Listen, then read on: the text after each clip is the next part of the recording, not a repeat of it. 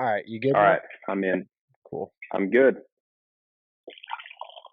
I'm all good, dude. I'm sorry about that though, because I know that's a drag. I hate being late, so I apologize.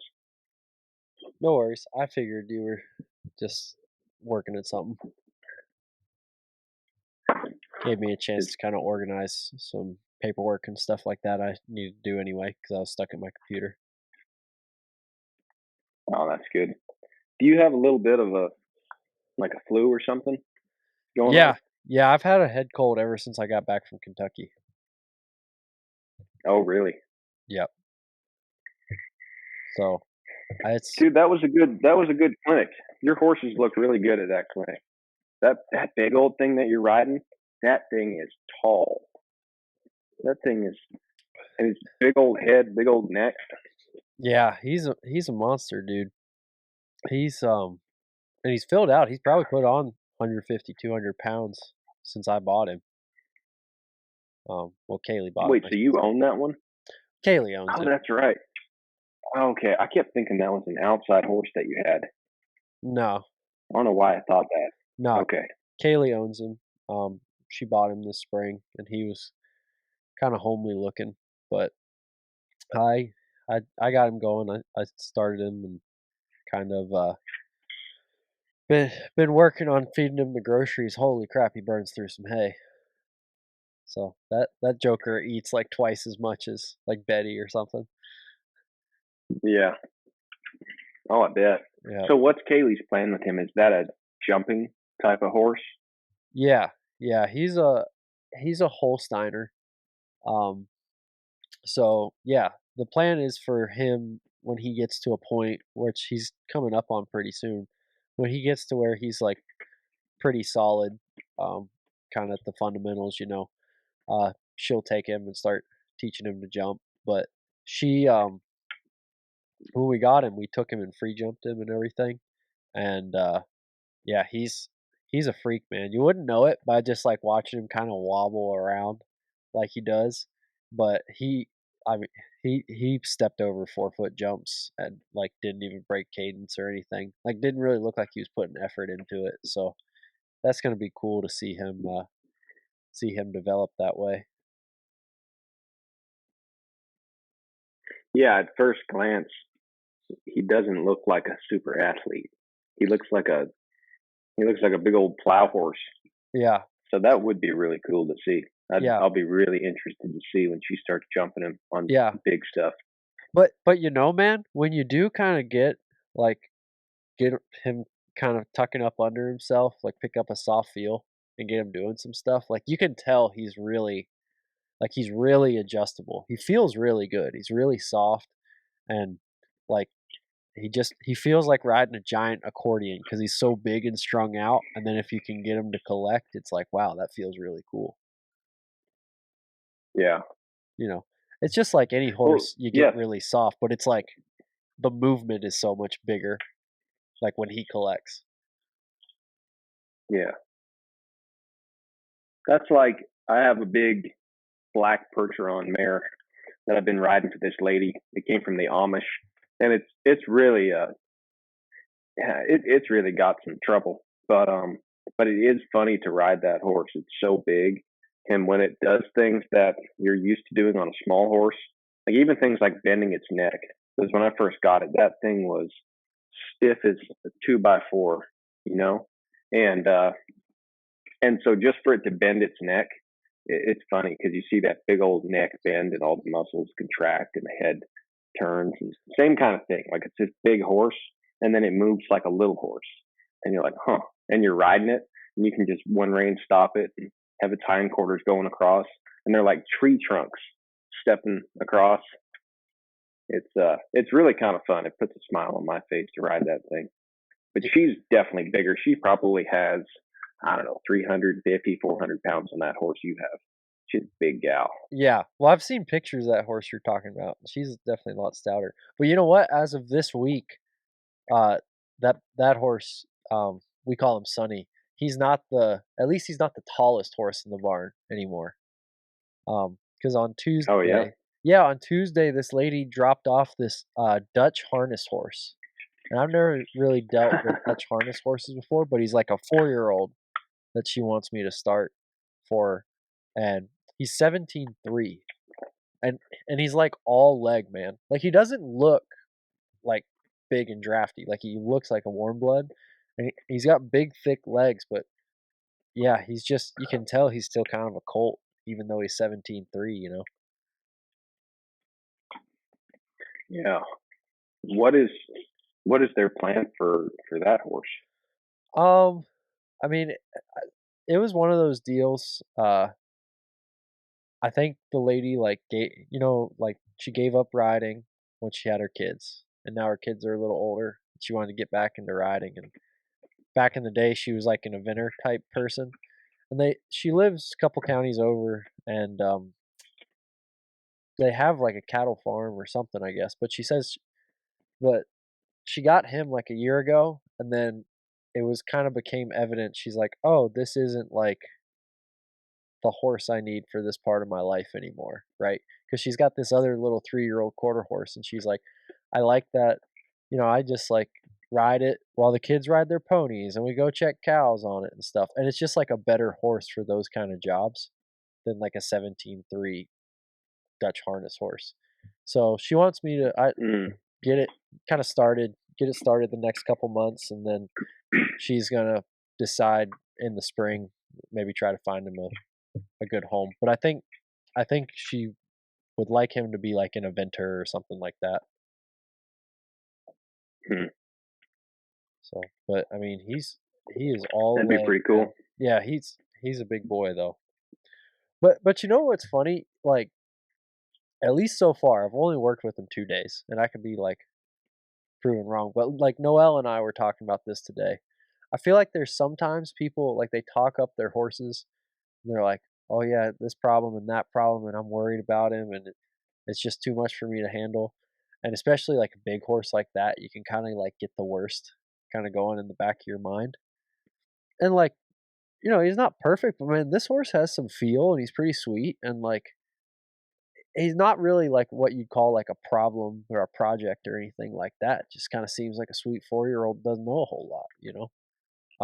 And then other times you get people that are like, "Oh yeah, it's just no big deal. It's just a tune up." And then you start messing with their horse, and they're like, "Man, this thing is like I don't know how they've been surviving with this thing." So it's just one of those deals where you can't, you know, the horse will just tell you what's going on. You can't believe the people one way or the other, because sometimes people make a big deal, and it's like, "Oh no, this horse, we just need to, flag his blind spot a little bit or something, and he'll be good to go." And then other times it's like, "Holy crap, this sucker is an onion, and we're gonna be peeling back layers for the next couple of months, trying to figure out everything wrong with this horse." Yeah. Yeah, absolutely.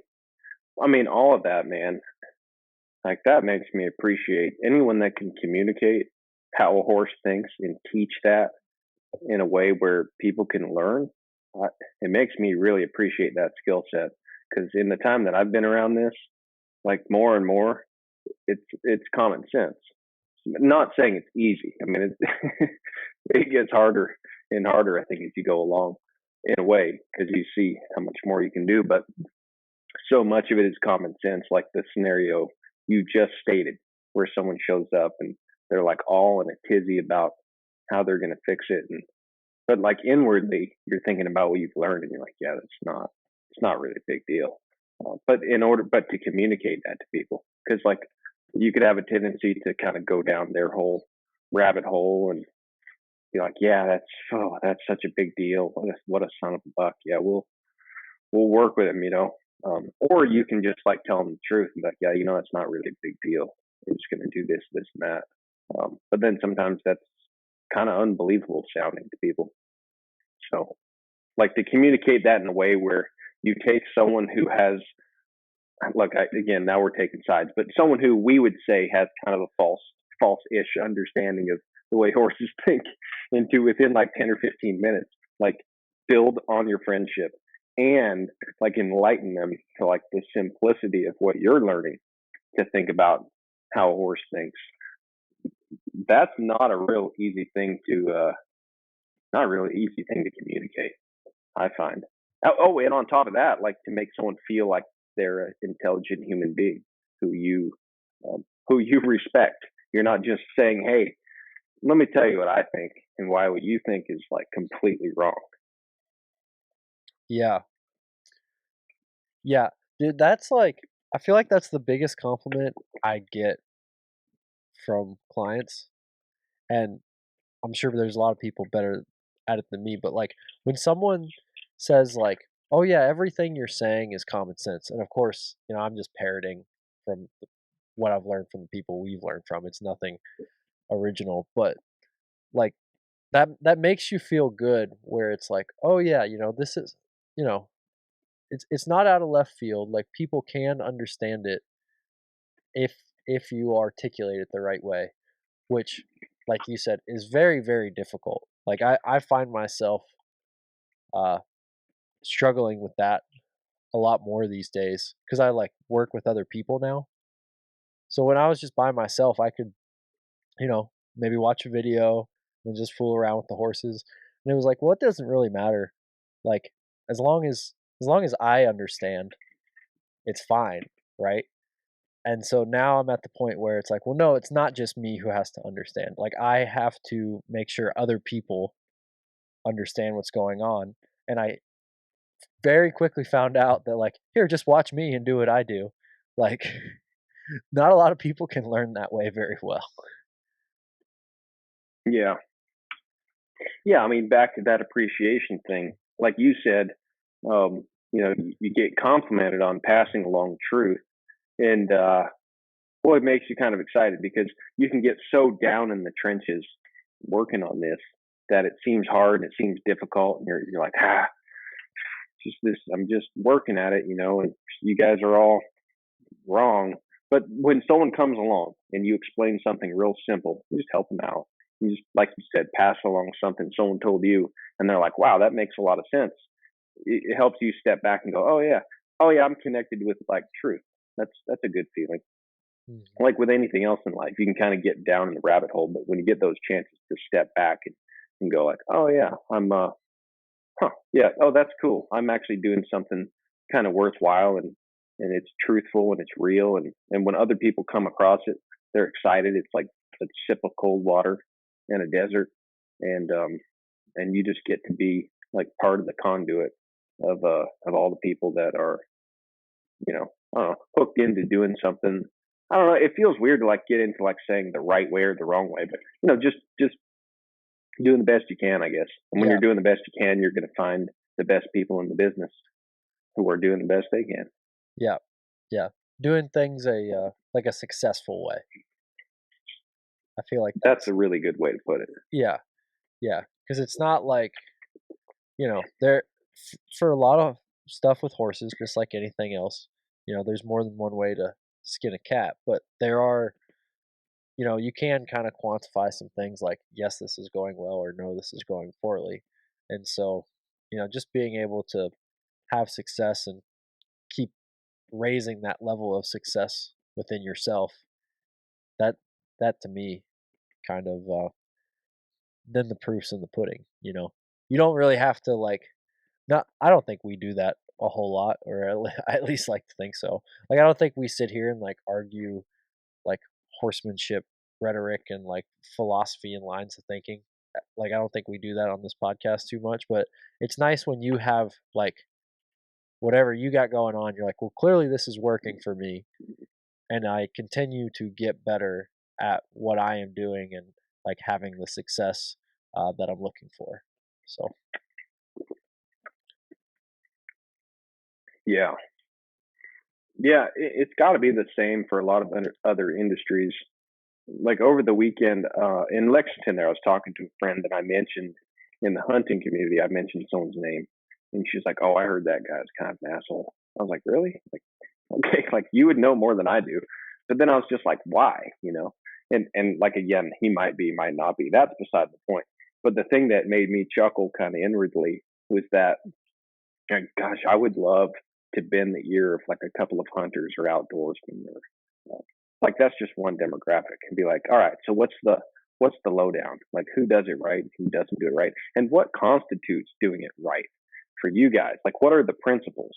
And if a guy is like cheating the process, or like I know, for instance, I think one of the things they say is that like a guy who um, just guys who like hunt at different times of the year use different types of things. Like there's the traditionalists and then the non-traditionalists. Um, that's got to be a weird area to like to measure success, because like essentially if you cheated like really well, that would be extremely successful. But like who are you cheating? So are you cheating the animals, or are you cheating your fellow hunters, or are you cheating the government? Like there's so many levels. I'm glad I'm not a hunter. I wouldn't have to figure all that out, because like in horsemanship we're always like, you kind of have like the people and the horses, and if you're true to that, it's like you always have a compass that points north, because if you're honest with yourself and go, is this the right thing to do with these folks? Hopefully, if you're morally bound, you're going to be like yes or no. And then same with the horse, you'll be like, is this right? But like when it comes to hunting, I could see where you'd be out there like, well, I mean, we're killing the animals anyway, so, and this is legal technically, and I also want to shoot one, and I don't want someone else to get that buck. So like you could be doing something that totally morally stacks up to you as fine, and some other hunter is like out there telling everyone like, oh, he's such a jerk, and it's like, well, I mean, maybe, but you guys are playing a different game. So I just thought that was funny, like hearing about that versus this world, because probably you could even gauge like the success and I don't know, like whether you're doing something right or not, depending on where you're at in the horse business. But like I know that the thing you and I are both trying to do, you have to really try to be honest and really try to treat people well, because they're literally sending you young horses that they want to be safe on. And I don't know about you, but I can't stop thinking about what Buck said all weekend at that clinic. I feel like he's probably been saying it for years, but I heard it on like higher volume sound when he said it on the podcast with us, and then again at the following clinics where he said, got to get those horses gentle. And if you're a 30-day wonder, good for you, but get them gentle. And it makes sense. Like, so that's kind of your compass. It's like you're getting horses gentle so that you can be, you know, the most honest and best customer to those people. Um, so yeah, I don't know, man. It's all words, but it's fun to think about. And when I heard that about that hunter, I was like, huh, that's a whole world I never thought about. Just how you gauge being good or being bad or being successful. It makes sense why most of the guys that I kind of respect have a big rhetoric about don't worry about what the press says, because I can see why you would just get lost trying to figure out who to please and who not to. Yeah, yeah, no kidding.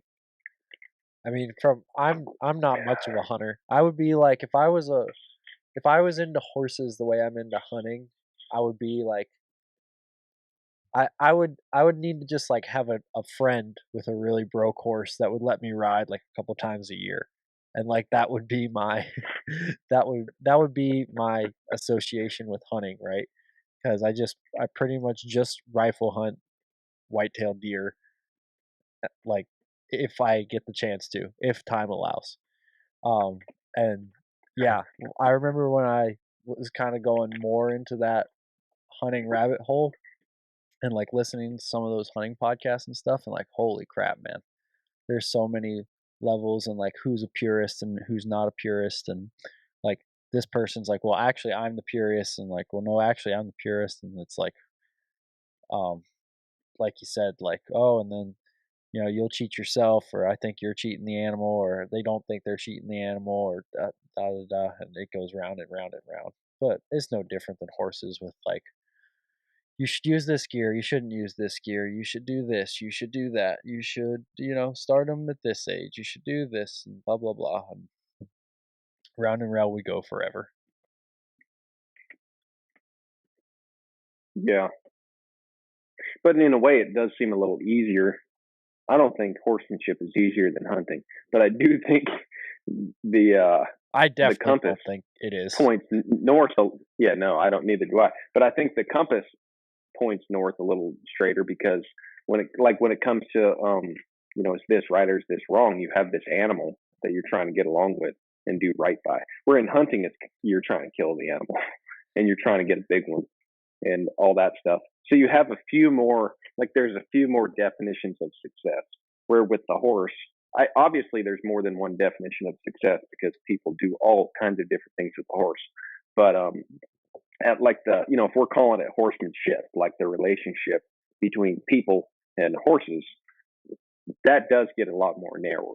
Like we have friends who are very good friends of ours, and they'll say, "What is it?" Well, it's just like the truth is the truth, and people can get all wrapped around that. But like, there's some truth in that. Not to sound corny, but there is, because like at the end of the day, if the basis of what you're trying to do is get along with that animal the way he was created, there, I mean, yeah, obviously there's a bunch of different horses, so they're all going to be a little different. We know that you got to fit each one, but there isn't going to be like a ton of different avenues to be successful at that. It's it's Yeah. not like a big game. It's a pretty small game. That's Yeah. extremely hard.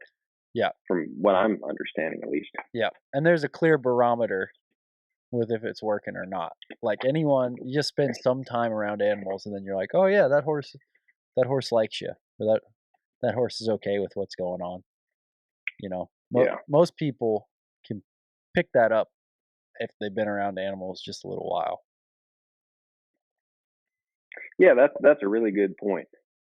Where like when you get into a sport, Hmm. that can be a little different. Like you don't exactly pick up on what um what energizes you right off the bat, because everyone's a little different. Some people are competitive, some people are artsy, some people are just quitters. Sorry, quitters. Some people are winners. Right? Everybody's got a different thing that's going to appeal to them. So like once you maybe start to get that first part of the horse down, then yeah, you can do a lot of things with it. But that first part's pretty straightforward. It's like, well, Yeah. you're gonna have to check your ego at the door, and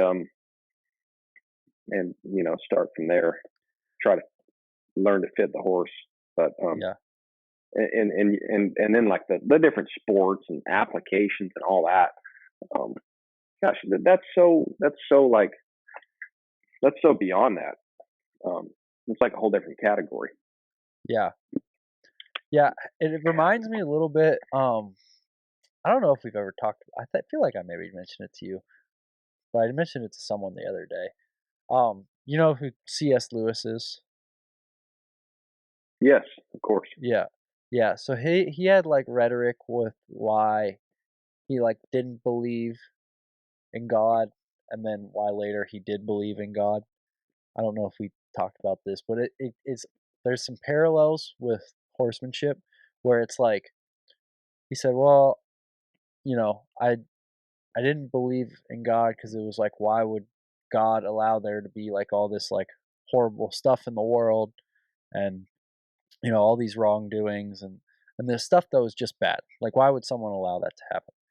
And then he said, well, the idea that like me as a human, I'm not just I could just be okay with all that. Like if it was inconsequential and there was no God, like wouldn't I just kind of it's like a wolf.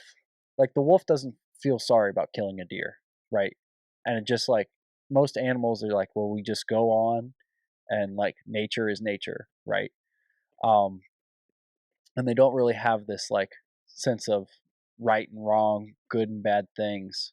Um like humans do. And he's like, well, the fact that that's kind of like innately wired in me, that there are like good things that can happen and bad things happen in me, like that is kind of proof of the divine, that I have it within me. Maybe that is like the part of the divine in me that I can tell when things are morally right or morally wrong, and that's almost like the proof of the divine in me is a proof of a divine higher power.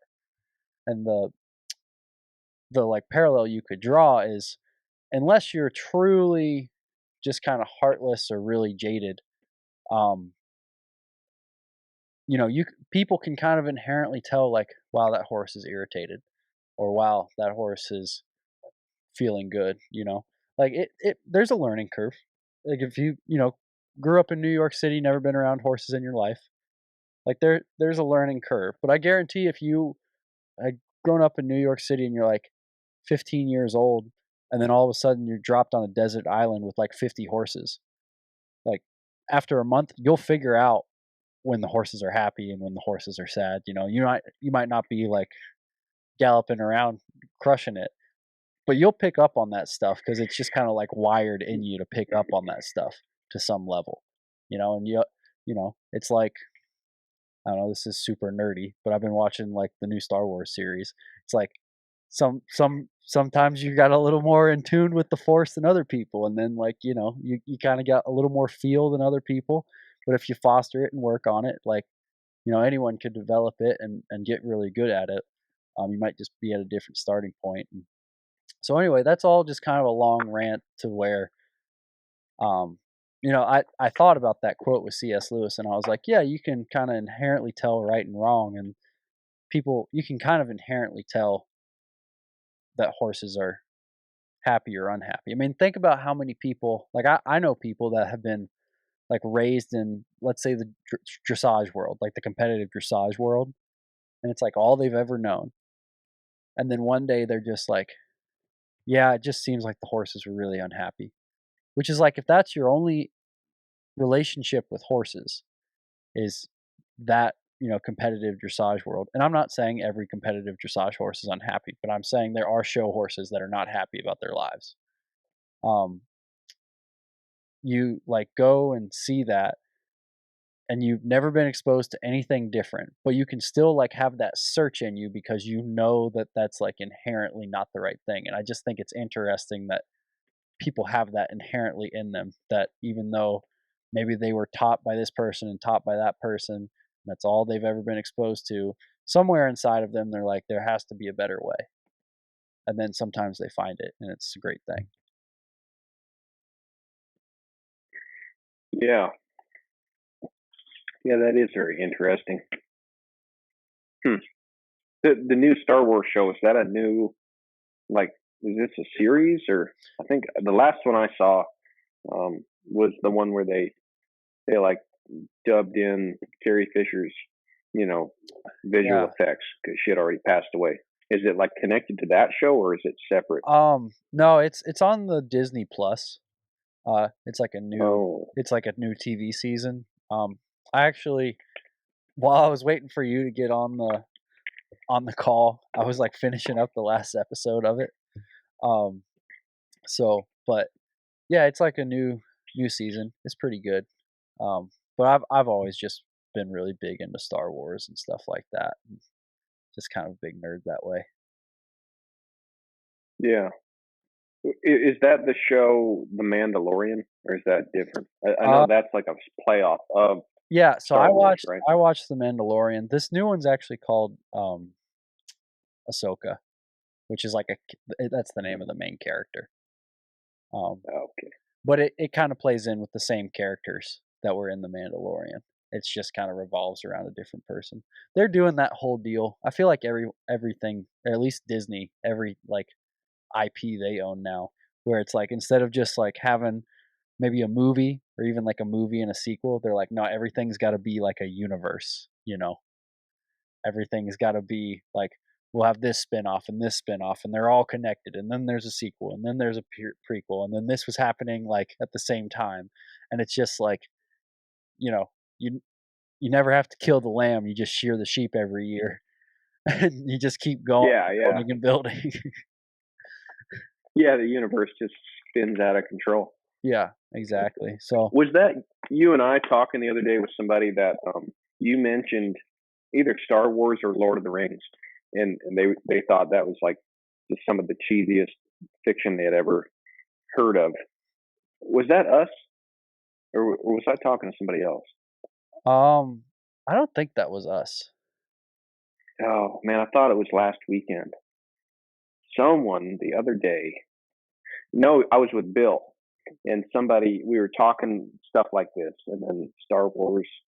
I think Star Wars came up, and then Lord of the Rings came up, and then they were like, "Oh, that junk or whatever. And then Bill kind of laid into him like, you don't understand who Tolkien was, and but it reminded me of me because I remember way back in the early days when I was kind of like blowing off Lord of the Rings, and yeah, it's been kind of cool. I mean, just since we've been doing this podcast, I've gone back and watched those and read a few of the books now, um, and I had seen those, not much, but I had seen them. And say, now you've got me interested in Star Wars because you were totally right about Lord of the Rings. Just the deep like meaning in that, and Yeah. it's really quite the story. And now I get it. And like the more I think about it, the more I've talked about it with you and other people, um, like I think I could keep watching those over and over and over again, and like keep kind of getting a deeper layer every time. Yeah. And so now you've got me interested in Star Wars. Gotta Yeah. Is there a deeper meaning to Star Wars? I don't even know enough about it to like kind of be like, all right, well, let me chronologically break down like what happened and see if I can even come up with a meaning because I haven't really watched it in order or even know like what it's totally about. Yeah. Um, oh man, you're like begging me to go off the deep end right now. Like I feel like I'm just getting pushed to the edge. So, well, first off, I'll say like, yeah, I absolutely love Lord of the Rings. I think, and I think it's something that's kind of going away, unfortunately, with because of what I just said, where it's like every movie has to be made now such that there can be like 5 sequels to it, right? So you can just keep making money. You can't just have Yeah, you can't just have like a good 2 hour movie where they told a good story, a good original story, and then that's over.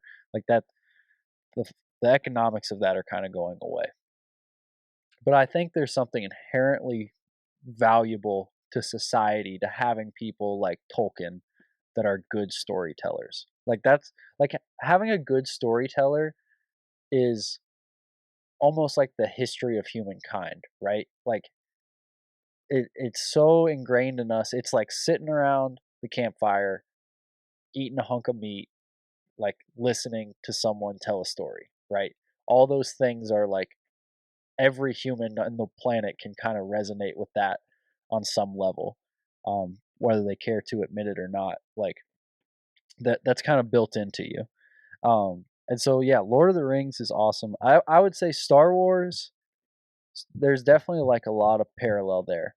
I don't know. I think Lord of the Rings just has so many layers to it. I don't know that Star Wars has the same amount of layers because it it might have been if it was like a book series first, right? But um no, Star Wars is great, man. Like I'll be completely honest, there's definitely like a lot of life lessons I learned growing up from watching Star Wars.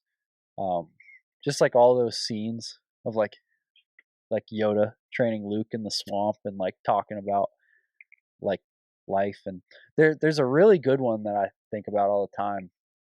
And again, I know this is like the nerdiest thing I've probably ever put out onto the internet. So so I've just kind of completely blown my cover as like if anyone out there thought I was like some rough and tumble cowboy still, it's just like not the case at all. Um but like he's talking to Luke like training him, and uh he talks about how he's like, "Yeah, you have the same problem your father did. Like you're not present." He said he was always thinking about the future, thinking about adventure, thinking about what could be. He never had his mind on where he was and what he was doing. And it's like, man, what young man isn't like that? You know, like you're all like everyone's always thinking, "Oh yeah, we should do this or should do that." Or I don't know, you're looking at Facebook or looking at Instagram and it's like, "Man, how rare is it to be present?" And that was a movie that came out in like the late 70s, early 80s, something like that, you know. So 50 years ago, and that's not even that long compared to like Lord of the Rings or some much older literature, but it's just kind of like a universal truth. It's like, yeah, like young men struggle with being present. And I'm sure young women do to an extent too, but I can only speak from experiences. Like being a young man, being like a Luke Skywalker trying to define your role in the world, you get so caught up in defining your role and like who can I be in the future that you don't worry about the present right now. What am I doing right here? And you forget to live in the moment a little bit. And when that happens, things tend to pass you by. Hmm. So that's just a little example. That's like one scene. That's like a line from a scene in Star Wars. And so if you want all that to have deeper meaning, it can, you know. Wow. And then all of it's broken up by like shooting lasers at each other and stuff like that. Yeah. Yeah. I feel like, especially again, kind of like you couldn't relate to how women feel about that. I can't relate to how kids feel about that today, younger kids. But I do think they probably watch, especially the older Star Wars, and they miss those important parts. And then they see the goofy old laser guns and stuff, and they're like, let's watch something else. They kind of skip over it, but because I haven't seen much of it, but from what I did see, it's not like you got to have a certain amount of suspension of belief, like Yeah, to watch that a little bit. 'Cause it's like a play, right. but yeah, you've got me really excited to go look it up and rewatch that stuff. Yeah, Because like you were talking about being focused on one thing. I mean, anyone that knows me very well at all, they know that my mind starts to split off like a big team of Mustangs that got kind of cut loose at the center, but they're still tied to the Wells Fargo cart, and they're all going out. But early on, like to bring it back to horses, early on, horses. One of the things that really attracted me about horses, is that whenever I was working with a horse, I felt like that's the only thing I was doing, and even still, there's 2 or 3 times I can think of where something was going on to the point where I had to quit working with a horse and kind of go, because I just couldn't pay attention. But for the most part, even to this day, anytime I'm working with a horse, like that's the only thing that's going on. And I wonder why that is. There's so many things we do, and you could be podcasting, or you could be building a house or work on your car, and it's pretty easy to let your interests just scatter, right? But something about when you're on a horse, if you have a bad day, or sometimes you're even sick, and you don't feel that good. Like you'll feel like what it's like to be kind of you're all stuffed up and you got a cold or maybe a headache, but you go ride a horse and it might be 30 minutes into it, and you almost forget about that. yeah, So that's pretty neat. I don't know, maybe wielding a lightsaber is pretty similar. I haven't done that yet, but yeah, maybe you're just like so entranced, you're like, yeah, yeah. Um, yeah, that it's funny you say that because I was thinking about that like when I got into this stuff. Um, I I'd like to think I'm not saying like I'm always super punctual or anything like that, but I'm usually pretty good about being like really aware on time. Like I'm pretty good about like knowing what time it is, how long have I been doing this or whatever. And like the one thing on earth that I can do and literally just lose all track of time is work with horses. Like I could start working with a horse and it's like you snap and like an hour and a half goes by and you're like, "Holy cow, where did that all go?" It was honestly like my biggest downfall when I started doing this for a living because like I just get so lost in the moment and then I'm like, "Oh, okay, well, it's noon and I've touched 2 horses or whatever." Um, but that was also kind of an indicator to me. I was like, "Man, I feel like if it's the only thing I do that like I lose all track of time and in terms of like, oh, okay, there's X amount of time left doing this activity." Um, like that almost makes you feel like that's like what you're put here to do, you know? It's like, well, that I should be doing more of this. If I'm so present that I don't think about think about what else is going on, kind of like what you said.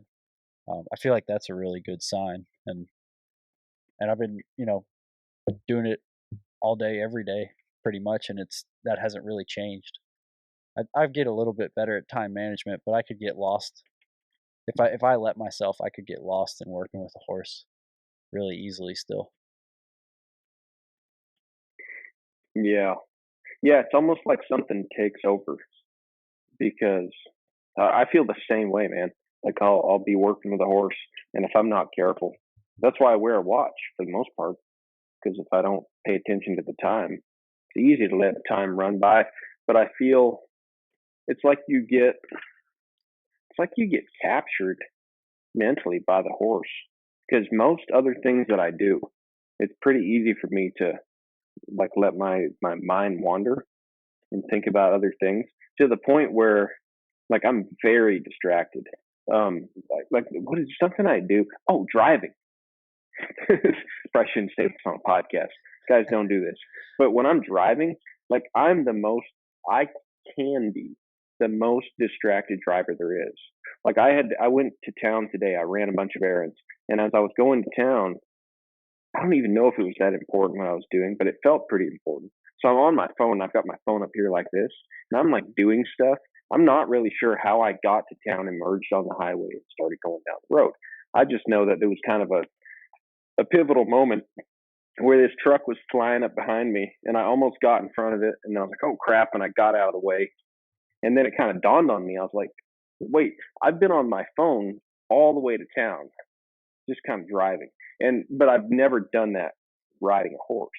Now, anyone that's tried to show me something, or I'm sure even now, if I could look back at myself 10 years from now, sure, I'm not paying near enough attention as I should. So I'm not saying I'm like really good at concentrating what I'm doing, but it's not like my brain's being used for anything else. Like I'm using my brain for riding as much as I can, and I could use some more brain power on top of that.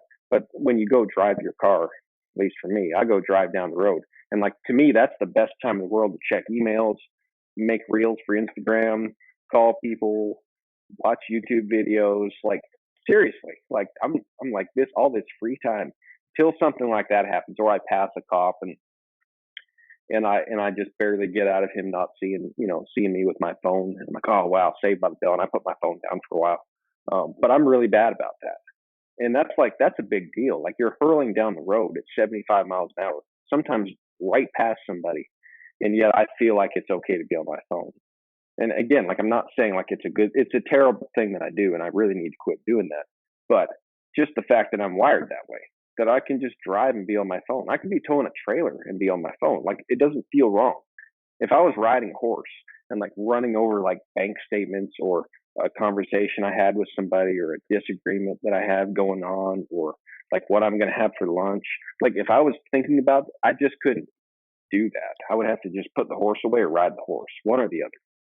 But it's I don't know, maybe it's something about the horse that sucks you in mentally, or maybe it's like you said, it's if you really are meant to do it, then you kind of give it all your attention, whether you are trying to or not. But whatever it is, I do recognize that, and it's sometimes it's like therapy because if something's going on, you're like, well, nothing better I can do here.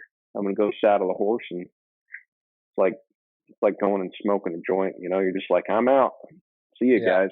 I'm going to be riding, and I'll come back to earth when I'm done. yeah, And pretty phenomenal. yeah, yeah, absolutely. I don't think it's the same because it's like this is something that like everyone has in them, I believe. But like when you go and exercise and you exercise like how exercise can kind of clear your mind. I think it's because if you really exercise hard enough, you do it to a point where you're exerting yourself and it's like all your mental bandwidth has to be on like what you're doing. So you go do something you love and it's like, okay, 100% of my brain's dedicated to this, or 100% of my brain is dedicated to making my body do this thing, right? Um, I feel like that's always a really good kind of almost hard reset. Yeah,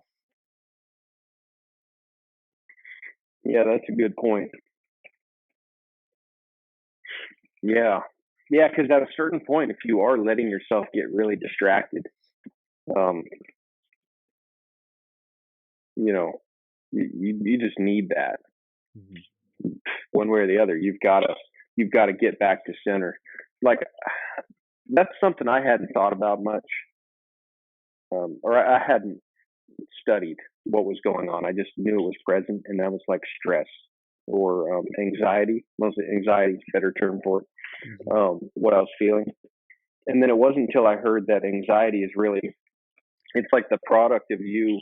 It's not having like nothing to do and feeling like you have no choices and your life is going nowhere. Anxiety is having so many things that you're thinking about and so many directions that you think you could go that your system's just overloaded. Because yeah, you are seeing imminent failure, but it's not because you have nothing going for you. It's because you have so many things you're trying to do that you know that you can't do all of them. Subconsciously even, you can't do them all. So you have this feeling of utter just despair, and you feel like a failure, and you might have stress or you might have anxiety because you're asking yourself to do something you can't do. And Right. that's probably one of the calming things about riding a horse. Or again, we know people find different things to do that calm them down, but it's that thing that says, no, you just have to work on this. And your little human brain is like, yes, sweet. That's all I have to worry about. And like everything about you becomes calm. And then, if you jump back in the rat race where you're like thinking about the bills and the kids and dinner and tomorrow and next week and savings and my retirement and hope to get a good casket when I'm dead. And like, you can't, that's not possible to worry Yeah. about all that.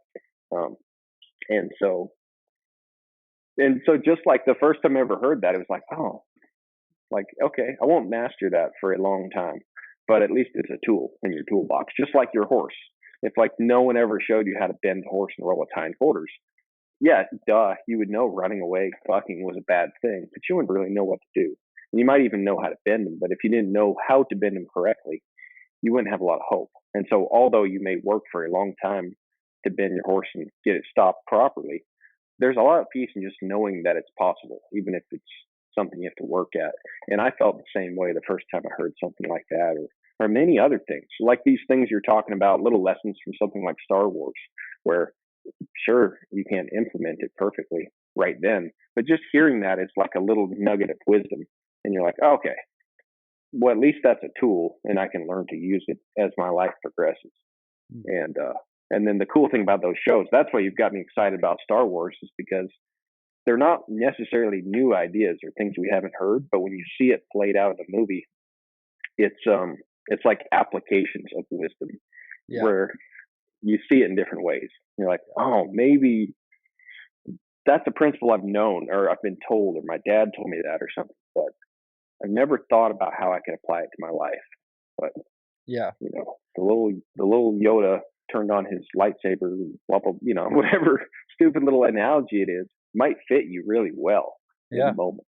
Well, and it goes back to what I said, man. That's why you need storytellers. I mean, they're like you can read like the oldest. Okay, for example, like the Old Testament. Like people read the Old Testament and like, okay, and then the lesson from the story is yada yada yada, and it's like you know that's almost how our brain works. Is we have to you have to have those stories behind the messages because it like is a demonstration of the application of the little truths or little bit of knowledge that you're trying to learn. I mean, think about it. If you want to tie it back to horses, you go to a clinic, and we just went to a buck clinic, but a lot of clinicians do it. They're like, well, I had a like they tell you a story about like why you ought to bend your horse or something. You know, they don't just say, "Well, you need to do this because dot dot dot," because you're probably more likely to remember the story than you are all the technical terminology or whatever. So, Hmm. it's like it's really I believe it's just really deeply ingrained in people. I mean, you can read things like the Iliad and the Odyssey, and there's just like a bunch of life lessons from these like um ancient Greek stories. because even though the times have changed and like the application, uh, not the application, but like the backdrop, I guess you'd say, like the backdrop of everything still going on. It's like people are still people, and people still have the same flaws they had 5,000 years ago. Like, and you're still just trying to. It's like the human condition is just like trying to fix that up and get better. So Hmm. Wow, it's rare that we very, very, I don't know, very carefully circled this whole podcast back to the beginning about what we were talking about that appreciation for people that can present knowledge in a learnable form, in a way that the learner, receives it and digests it and retains it. yeah, Um,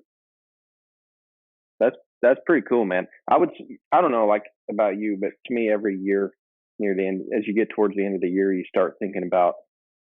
I don't know, for me, I'm used to like pretty distinct seasons.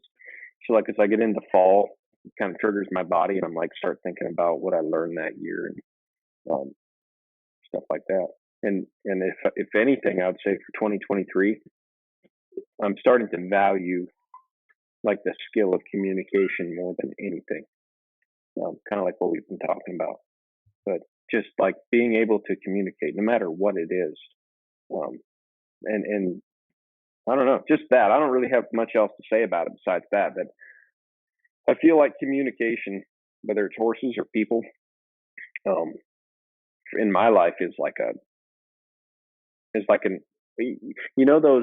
those pictures, those black. It's like a kind of a matte black looking piece of paper, and you get the little scratchy pen, and you get to like scratch it off, and there's a picture underneath. Um, or you can like scratch a picture into it, but there's a design set in yeah, underneath of that black ink. hmm I feel like communication to me is a big black sheet of paper, and I've got like a scratch through the middle, and I've got a whole piece of paper to work with, and it's exciting. It can be daunting at times, but whether it's horses or people or anything like that, it's like communication is a commodity. hmm It's a real valuable thing, and it's not just flapping your gums, which is what I'm doing on the podcast. But again, I think you need this. You know, here we sit sounding like a couple of experts, but everyone knows we're not a couple of experts, and we know that too. We're just it's like you're just passing ideas back and forth. It's like playing volleyball over Riverside with ideas and yeah, thoughts. And gosh, I learn stuff every time we talk about this kind of stuff. yeah, yeah. Well, I mean, at some point, you got to have some kind of like forum or place to articulate what you're thinking about, because, like you said, communication's so important. And if you just try to solve all the problems in your own brain, you don't really have to communicate. You kind of just let it all internalize, and it's almost like communication is an exercise in better understanding yourself, because you have to express yourself.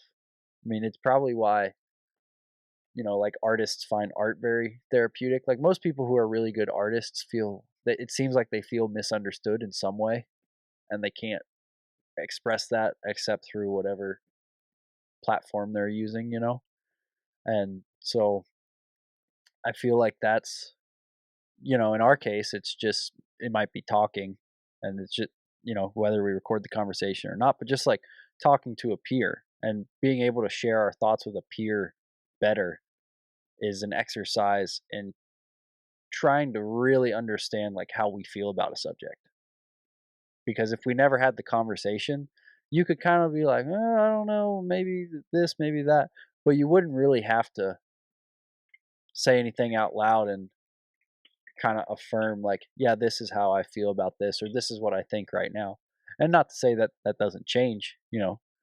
There's, from the conversations we've had with people and the conversations we've had with each other, like a ton of my opinions have changed about the world.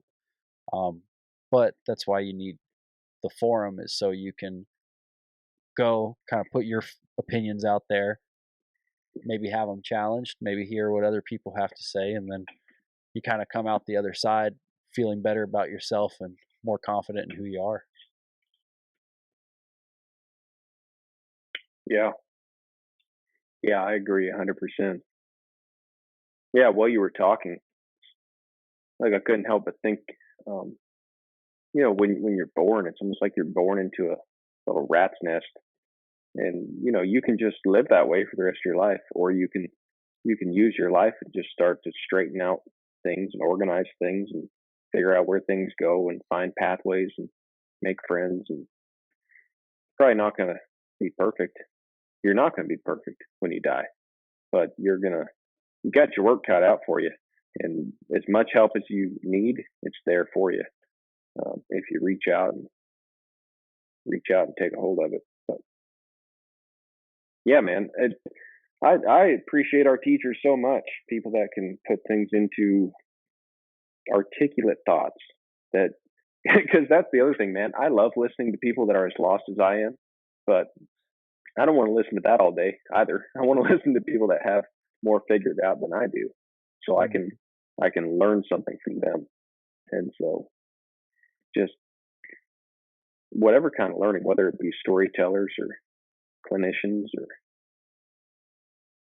songwriters, people that lay it out there.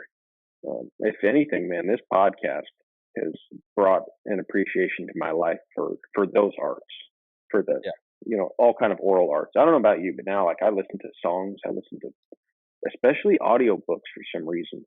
I have a lot of respect for those guys. Not audiobooks necessarily. Those guys are just reading the book, unless they were actually the author. But the books themselves, because we can yak, and there's no penalty for yakking. Obviously, we talk about whatever we want, and we're kind of like, you know, deal with it. But people that write a book, there's a lot that goes into that, and I've gained this great appreciation for that, because like they're taking their thoughts, they're putting them into articulate um, articulate sentences that make sense and communicate their thoughts and their message, and then they publish the thing and put it out there. And in a way, like we've got it easy. We just talk. Like we can screw up and fix it, but people that go through the process of making something perfect, it's kind of like to me, like someone that's a great author, that's like a great bridle horse maker, right? Like anyone can like get a colt gentle and get on it and go ride around, but like someone who can take all that stuff and then like put it into a horse and go put a perfect ride on it, that's really beautiful, because like they put some thought into that, and it's curated. That's the word I'm looking for. Like, Yeah. yeah, take the mess of life, take that rat's nest, and then curate it. That's beautiful. That's real art. Yeah. So I have a great appreciation for that, mostly from this podcast. Yeah. Yeah. I wish I could remember who the writer was, but there was some writer who he was like he was sending an email one day, and he prefaced it with apologies for the long email. Had I had more time, it would have been shorter.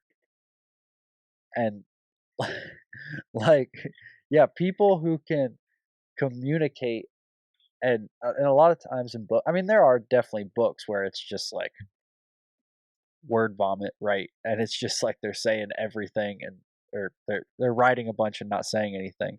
But like really well written stuff, like like a Lord of the Rings, that you said you can just go over and over and have layers and layers peeled back, because they're saying a lot with kind of the space they had, if that makes sense. Like you can make a book as long as you want, but if you can like write a chapter, and within that chapter, someone's sitting there and like, I gotta reread this chapter and reread this chapter and like peel back the layers, and this is what he means by this and this is what he means by that. Like that is such an art to like be able to communicate, and then like have it be succinct and then still say a lot at the same time. Uh, and I feel like there's a lot of authors out there that are really good at that, and it's something I'm envious of, because we're almost like podcasting is almost the antithesis to that, right? Where it's just like we'll just talk until you're kind of run out of steam, and then hit end and then upload it and then do it again next week. you know, like podcasting, it's really important, and I believe you should have long form conversations, but it is kind of like the opposite to a succinct, curated message, right?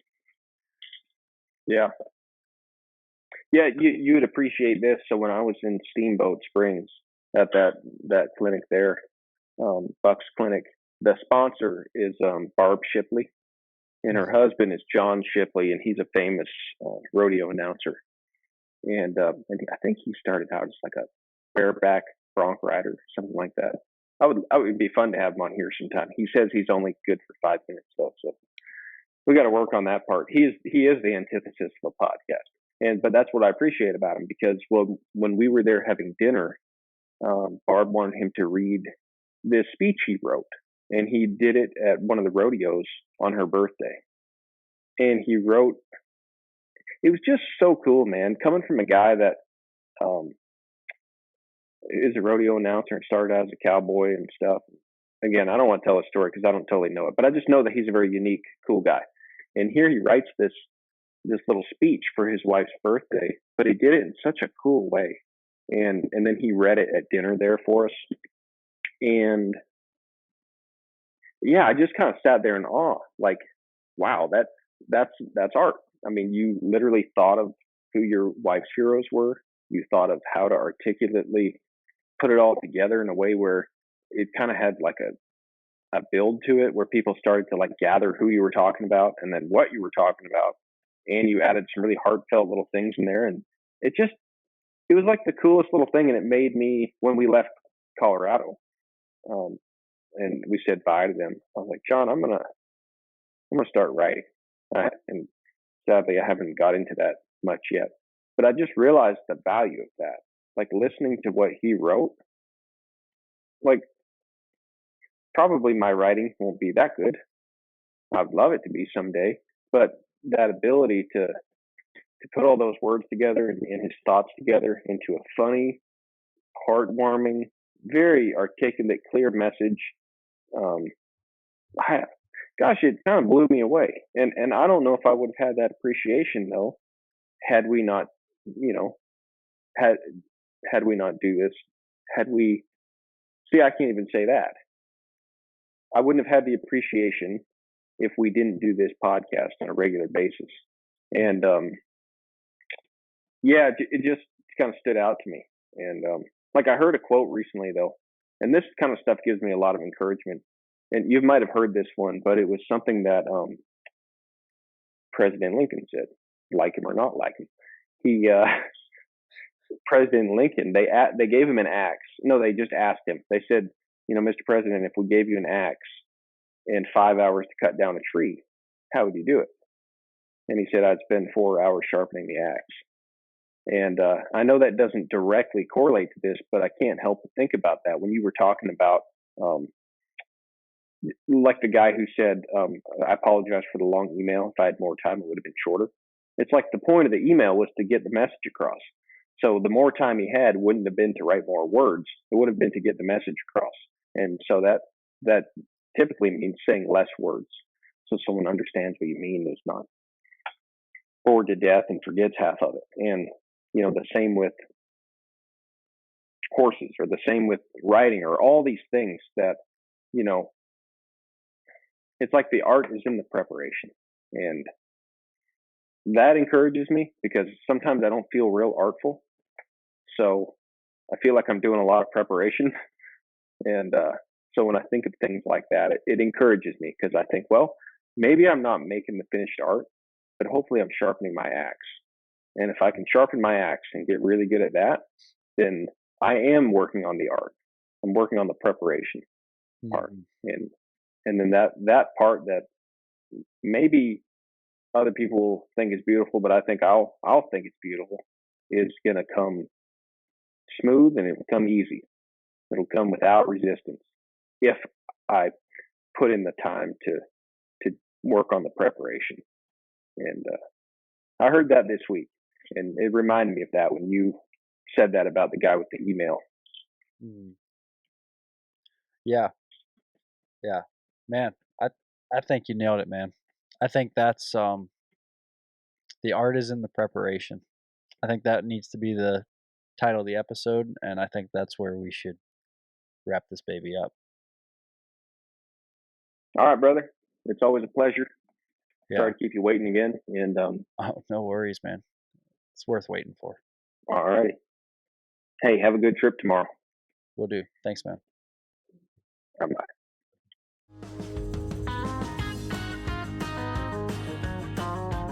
Hey, everybody. I hope you're enjoying the podcast. If you are, pause for a moment and head on over to Spotify or Apple. There you can leave us a review and you can follow the podcast. These actions help us by pushing the podcast out to new audiences who have not found us yet.